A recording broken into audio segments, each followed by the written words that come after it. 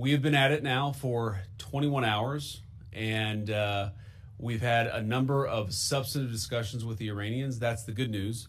The bad news is that we have not reached an agreement, and I think that's bad news for Iran much more than it's bad news for the United States of America. So we go back to the United States having not come to an agreement.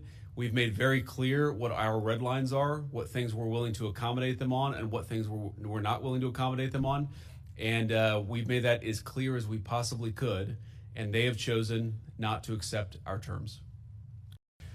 Well, I won't go into all the details because I don't want to negotiate in public after we've negotiated for 21 hours in private.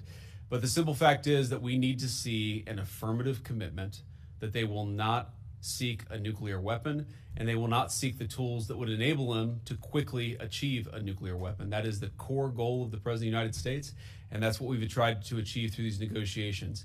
Again, their nuclear program, such as it is, the enrichment facilities that they had before, they've been destroyed. But the simple question is, do we see a fundamental commitment of will for the Iranians not to develop a nuclear weapon, not just now, not just 2 years from now, but for the long term? We haven't seen that yet. We hope that we will. We just could not get to a situation where the Iranians were willing to accept our terms. I think that we were quite flexible. We were quite accommodating. The president told us, you need to come here in good faith and make your best effort to get a deal. We did that. And unfortunately, we weren't able to make any headway.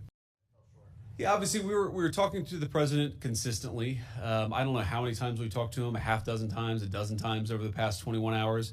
We obviously also talked to Admiral Cooper, to Pete, to Marco, to the entire national security team. We talked to Scott Besson a number of times. So look, we were constantly in communication with the team because we were negotiating in good faith.